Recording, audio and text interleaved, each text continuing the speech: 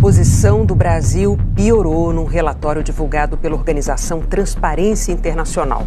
Entre os cidadãos ouvidos pela ONG, aumentou a sensação de que existe corrupção no país. O rombo financeiro nas estatais pressiona as contas públicas. A lista das empresas federais que acumulam prejuízos cresceu e os sinais de alerta também.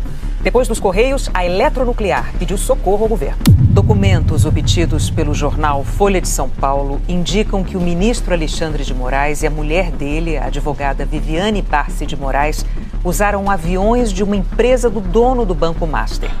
Daniel Vorcaro é investigado por crimes financeiros.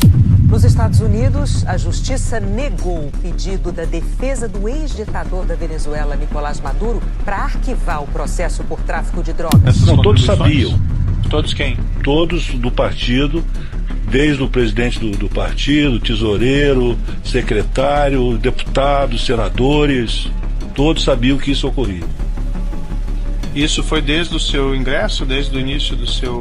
Desde que o senhor assumiu esse cargo, já havia essa situação? Já havia essa situação. Dentre eles, Luiz Inácio Lula da Silva. O ex-diretor da Petrobras revelou que criou uma relação de intimidade com boa parte da cúpula do partido. O presidente Lula, ele era conhecido como chefe, era chamado como chefe, grande chefe, Nine, ou esse movimento com a mão. Eu queria deixar claro, que eu cometi ilegalidades. Quero pagar pelas ilegalidades, mas eu quero pagar pelas ilegalidades que eu cometi. Se for fazer essa situação que a gente vive, vou fazer uma comparação com o teatro, eu sou um ator, tenho um destaque, um papel de destaque nessa peça, mas eu não fui e não sou nem o diretor, nem o protagonista dessa história. Segundo ele, na construção de estaleiros, por exemplo, 1% do valor do contrato era desviado entre funcionários da Petrobras e políticos. 2/3 do partido político, Vacari me informou que iriam para o Partido dos Trabalhadores, para José Dirceu e para Lula. Sendo que a parte do Lula seria gerenciada por Palocci. O Vacari, ele foi apresentado como um homem do presidente Lula que iria cuidar dos interesses junto à Petrobras, das empresas que atuavam junto à Petrobras. Interesse do presidente Lula. Segundo o ex-diretor, nada escapava aos olhos do ex-presidente. Ficou claro, muito claro para mim, que ele tinha pleno conhecimento de tudo e detinha o comando. Atenção, Brasil, porque o cerco se fechou de vez. Para muitos que acreditavam que a impunidade tinha tomado conta do nosso país, parece que agora uma força maior, uma força que está vindo lá de fora, começou a mexer nas estruturas desse sistema. E acredite se quiser, até a Globo se propôs em derrubar Lula e Xandão. Lula, um nome já marcado por escândalos que chocaram o Brasil, volta ao poder cercados por novas denúncias, novas polêmicas, novos escândalos como o do INSS, Banco Master, e o rastro de revolta só aumenta. Tá cheio de jovem na idade de vocês que fica na internet todo dia. Nenhum político presta, todo mundo é ladrão, todo mundo é corrupto, todo mundo. Quando vocês estiverem achando que ninguém presta, que eu não valho nada, que o Camilo não vale, que o Mano não vale, que os deputados não vale, que o prefeito não vale, ainda assim, não desistam da política, entrem na política, porque vocês são as pessoas honestas que vocês querem que eu seja. Então não se acovardem, entre na política, escolha um papel e todo mundo pode assumir responsabilidade, sobretudo para desmontar as mentiras da internet. Junto dele, nomes poderosos que muita gente acreditava serem intocáveis, como Moraes, Toffoli, Gilmar Mendes, entre outros. Mas dessa vez, meus amigos, parece que a história vai ser diferente. As eleições estão se aproximando, o povo brasileiro está acordando, abrindo os olhos e começando a enxergar tudo. Até petista, que era petista, já não suporta mais o que está acontecendo dentro do Brasil. E a pergunta que fica é: você acredita que o PT não vence as eleições de 2026? Você vota em quem? Em Flávio Bolsonaro?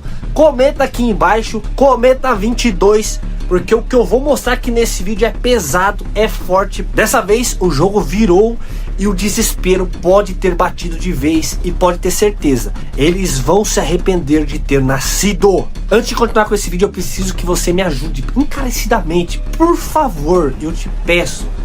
Deixa o joinha para esse vídeo agora mesmo. E se você não é inscrito, inscreva-se aqui no canal. Compartilhe esse vídeo. Bora fazer com que esse canal chegue a 1 milhão de inscritos. E sem mais enrolação, vamos pro vídeo. Meus amigos, o que está vindo agora é simplesmente inacreditável. Informações que começam a circular nos bastidores apontam que Donald Trump teria tomado conhecimento do plano que estava sendo articulado para as eleições de 2026 aqui do Brasil. Lula, Moraes, STF, muita gente estava fazendo um plano para continuar no poder dentro do Brasil. E quem achava que iria dar certo, caiu do cavalo. Porque dessa vez o cerco está se fechando. Até a própria Globo, que sempre passou um paninho, dessa vez quer derrubar Lula e Xandão. Então bora reagir a esses vídeos bombásticos, porque o que está sendo mostrado aqui agora é forte, é pesado e pode mudar tudo. Fique até o final, porque isso aqui, meus amigos, realmente é inacreditável. Meus amigos, os Estados Unidos acabaram de enquadrar Alexandre de Moraes e o governo Lula, que foram pegos em um plano sombrio para influenciar as eleições ou até vencer em 2026. Olha o tamanho da jogada. O Comitê Judiciário do Congresso americano soltou um novo relatório devastador. E o que está escrito lá destrói completamente a narrativa da defesa da democracia que o Supremo Tribunal Federal tenta vender para o mundo. A maior potência do planeta cravou com todas as letras: as ordens de Alexandre de Moraes contra a direita não são legais. Elas são punitivas. O objetivo claro e documentado é prejudicar adversários políticos. Nós não estamos falando de um documento antigo. Esta é uma versão atualizada com 85 anexos detalhando multas diárias de R$100 mil, ordens confidenciais e o bloqueio implacável de perfis.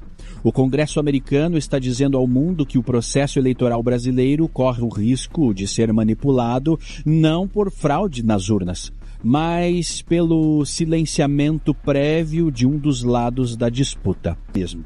Como você pode ter uma eleição livre se um dos candidatos está proibido de usar as redes sociais? Para entender a gravidade do que está em jogo, nós precisamos olhar para um evento que passou completamente despercebido pela mídia tradicional. Volte no tempo para setembro do ano passado. A prestigiosa Universidade de Stanford, no coração do Vale do Silício, sediou um encontro a portas fechadas. O título oficial do evento falava sobre conformidade e segurança no ambiente digital. Mas a realidade exposta agora por parlamentares americanos era infinitamente mais sombria. Aquela mesa redonda reuniu representantes de países que estão construindo o que os próprios americanos chamam de um crescente regime global de censura. Estavam lá delegados da Austrália, do Reino Unido, da União Europeia e, para surpresa de muitos, o Brasil tinha uma cadeira de destaque nessa reunião. O governo brasileiro enviou um representante diplomático de alto escalão para sentar com essas autoridades estrangeiras. O objetivo não era debater a liberdade. O objetivo, segundo os documentos oficiais de Washington, era alinhar táticas para minar a liberdade de expressão e criar mecanismos de controle sobre o que as pessoas podem ou não dizer na internet. Olhe o nível do que estamos enfrentando.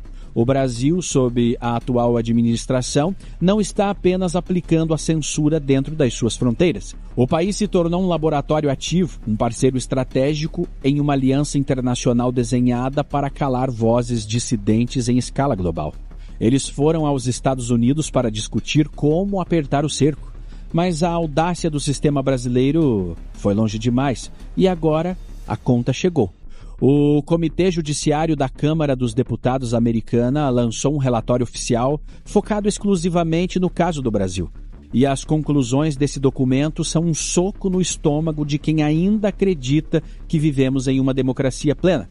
Os congressistas americanos analisaram as ordens judiciais emitidas pela Suprema Corte Brasileira contra plataformas de tecnologia.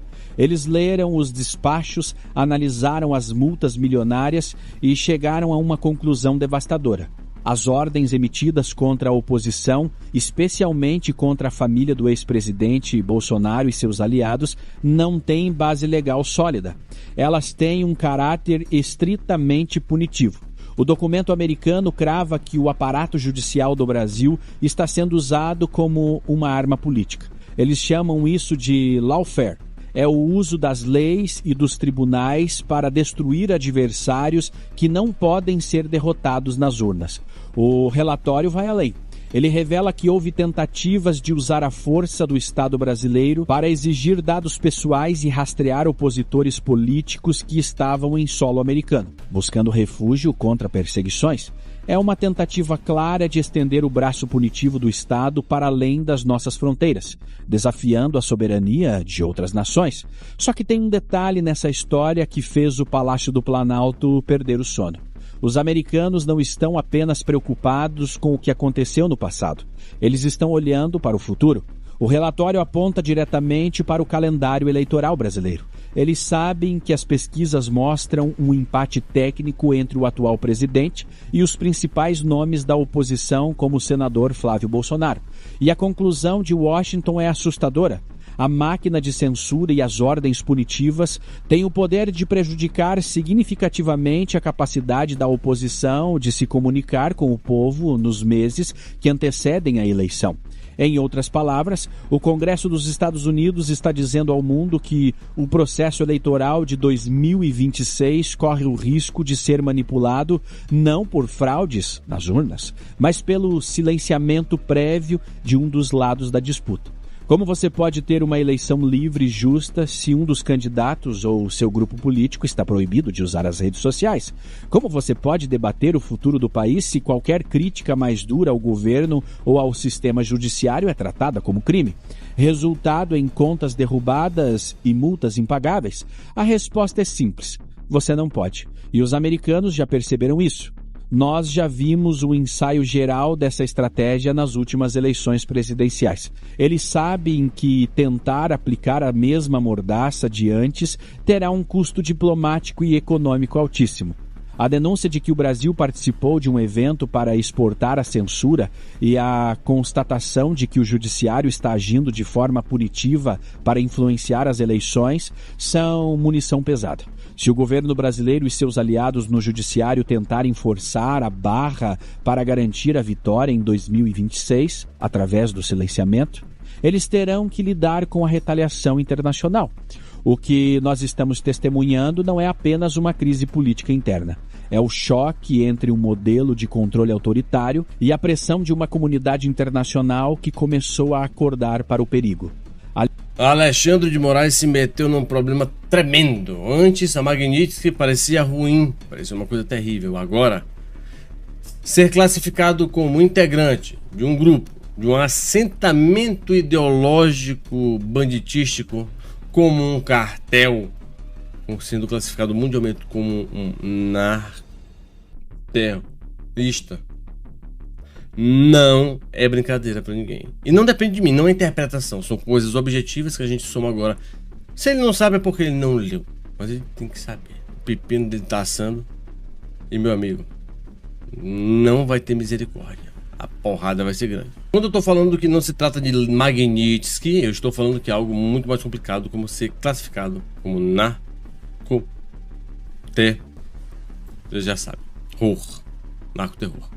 E o que é que isso gera, meu amigo? Gera simplesmente processo no Departamento de Justiça norte-americano de imediato e também gera pedido de prisão internacional com pedido de extradição. O Brasil não extradita NATO.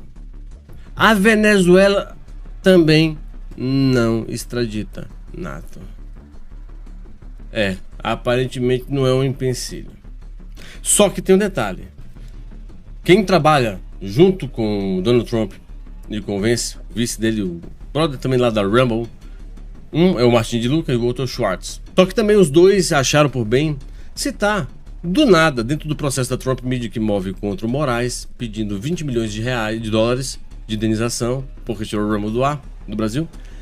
Simplesmente eles pedem 20 milhões e resolveram falar que o Toffoli abriu um inquérito e deu pro Moraes tocar, chamado inquérito das fake news, no qual ele tocou pavor na população toda. E detalhe, violou soberanias, mandou gente pra lá, mandou ordens secretas, disse pra não avisar o governo. Depois disso, Toffoli teria, que era presidente, teria aberto esse coisa e dado para ele porque teria sido delatado pela Odebrecht. E a Odebrecht é citada dentro desse processo. Logo depois nós temos o quê? A abertura de investigação da Odebrecht nos Estados Unidos contra o acordo da Lava Jato. Para quê? Para ver se reabre, se cancela ou não. Por quê? Porque o Toffoli cancelou. Foram quase 11 bilhões de reais de indenização. E ele disse que a delação não valeu para ele, que foi delatado, e nem para Odebrecht. Mas você vê aqui ainda a caracterização e o pedido que eles fizeram junto ao juiz é que fosse reconhecida a invasão de soberania para pôr a segurança nacional em risco. E agora com o relatório que saiu, que foi feito pelo Departamento do Estado, acabou de vez. Agora sim, a existência de Moraes dentro do processo político, do processo eleitoral, pode agravar e fulminar a imparcialidade nas eleições. Para caracterizar juridicamente o Alexandre de Moraes como um indivíduo integrante dos grupos de terror ou de narco, a legislação dos Estados Unidos ela exige, então, por exemplo, que a ordem executiva 13224 e o US Code Title do 18 sejam preenchidos, tá? Que é do Departamento da OFAC. Tá, que frescura é essa? Meus amigos, primeiro, nós temos que ter algumas coisas para poder preencher isso daí, tá? E nós não tínhamos todos esses elementos já preenchidos. Como não? Não tínhamos, calma. Se teria que ter a repressão transnacional. Requisitos são os atos de coerção, monitoramento ou agressão física contra pessoas em solo americano para silenciar a dissidência política. E o que nós tivemos? Tivemos isso de forma muito clara. O Moraes, essa pessoa deformada ao seu lado direito, excedeu a jurisdição nacional quando deu ordens para os Estados Unidos cumprir, empresas americanas cumprirem lá diretamente por lá, sem passar pelas barreiras diplomáticas, e por logo pediu também para não informarem nenhuma quebra, nenhuma ordem ao governo, porque estava em sigilo. E com isso, meus amigos, foi considerado um abuso tremendo. E o que virou a chave de vez, pessoal, foi a questão do monitoramento de algumas pessoas que moram lá, alguns cidadãos americanos lá, e aqui é que se encaixa e preenche esse requisito totalmente. Principalmente quando se monitorou através de um policial federal a mando de Alexandre de Moraes nos Estados Unidos, lá em Miami, uma brasileira, cidadã americana, você recorda dela? Com a cogitação, não apenas de monitoramento, como prova, está nos autos do processo, o relatório do policial, com a possibilidade de ordens para sequestrá-la e trazê-la de volta, como capangas sicarianos divorcaram para o Brasil. Uma cidadã americana. Teve até o problema no passaporte ainda, recorda? Então a agressão, quando ela é feita de forma hostil, óbvio que toda agressão ela acaba sendo hostil, ela tem um objetivo de vigiar, silenciar, tudo porque ela colocou uma barbaridade lá sobre Moraes. Ela pediu para os generais investigarem ele, uma coisa assim, direito dela. Então ficou caracterizado a opressão estrangeira, equiparando seu status aos de espiões de regimes adversários como o da Rússia e do Irã. E aí nós temos outro requisito também, que é o requisito da instrumentalização do medo. Certo, pessoal? Então, o uso sistêmico de ameaças, prisões, sem devido processo, multas astronômicas, sigilo total, sem acesso aos autos, paralisar a oposição, dizer que Bolsonaro era canibal, essa frescura toda aí, gerou uma interferência eleitoral. E eles dizem que hoje, pelo estudo que eles fizeram, vai acontecer de novo, pode acontecer de novo. Só que isso representa para os Estados Unidos da América algo muito pior, uma ameaça hemisférica, onde uma autoridade deformada desestabiliza uma região. Como um quadrúpede, uma besta possuída pelo cão, ele quer, por final da força, fazer as coisas do jeito dele. A interferência eleitoral e lawfare, tá? Diz o seguinte: o relatório da Câmara, no dia 1º de abril de 2026, afirma que Moraes atinge o cerne da democracia. Desgraçado. Eu protejo a democracia, eu só gosto... Seu agressor da democracia, vagabundo. Tô dizendo mesmo. Brasil instável e capturado por interesses escusos de facções e uma vulnerabilidade para todo o continente. Observe o que está sendo dito. Afirma que Moraes atinge o cerne da democracia e para os Estados Unidos, o Brasil é um país instável e capturado por interesses escusos de facções, ou seja, interesses indecentes, criminosos de facções. O Brasil é um estado capturado por facções e é uma vulnerabilidade para todo o continente, ou seja, para os Estados Unidos também, para a segurança interna norte-americana. É meio uma parada na Venezuela. Será que os caras são cagados de sorte e nós não? Pois é. E ademais, taxar o PC, o CV, essa corja de vagabundo aí, como a galera do terror, facilita demais. Por quê? Qualquer um que dê apoio ideológico, jurídico, financeiro para essa galera, automaticamente pode ser decretado um apoiador desse grupo vagabundo de narcoterror e punido do mesmo jeito. Mas, Mauro, o que significa? Calma que o Titio Mauro vai explicar pra você. E ainda tem mais, pessoal, a repressão do medo. Lembra que negócio atrás do medo que eu falei pra vocês? Tem aquela questão também global que ele baniu, por exemplo, o Alan do mundo todo, não pode ter YouTube. Não podia ter YouTube. Aí dentro, meu irmão, tô dizendo mesmo, um vagabundo desse querendo proibir os outros. Tá, mas olha só. Esse quesito que a gente não tinha, mas agora a gente vai ter. E muito bem. Que é o suporte material ao terror. Como assim? Bem, meus amigos, a prova de que o indivíduo fornece recursos, consultoria ou serviços a organizações já designadas como terror ou criminosas transnacionais. Como PCCV. Cumprimento em fase de verificação crítico é como se encontra. Meus amigos, hoje o estado do PCC e do Comando Vermelho. Ou seja, vão reconhecer, não importa o que é. Agora, meus amigos, se tem sim a prova que 80 milhões de lavagem de dinheiro de um banco que prestava serviço só lavagem para PCC, Comando Vermelho, irrigaram o terreno da família Moraes. E agora o seu patrimônio está bem regado com essa grana, transformando teses jurídicas, peças, acessos em política.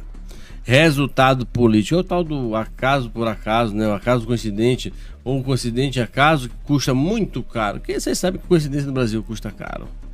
Transformando então, pessoal, as decisões judiciais em serviços operacionais para o crime organizado. Mas assim, eu não entendi porque tá dentro que tem que ter violência ou grave ameaça. E não tem. Se fosse visto, fosse provado que Moraes, de alguma maneira, exerce a violência ou a grave ameaça, além do medo, tá? E principalmente contra o americano. Mas como ele faz isso? Através do Estado capturado também. Mas a lei americana, ela entende pacificamente que uma vez que você recebe dinheiro do tráfico, ou recebe dinheiro do narco, ou recebe dinheiro da lavagem de qualquer coisa, você está dentro da cadeia da lavagem. Só que tem um outro detalhe. Uma vez que você fornece informação, uma vez que você fornece proteção, uma vez que você fornece celeridade ou salvação a pessoas que estão ligadas a esse grupo ou ao próprio grupo, você está favorecendo este grupo de terror. Isso é muito mais do que o suficiente para te meter onde nem os passarinhos vão querer te ver. Em El Salvador. Ainda bem que não é em Sinaloa.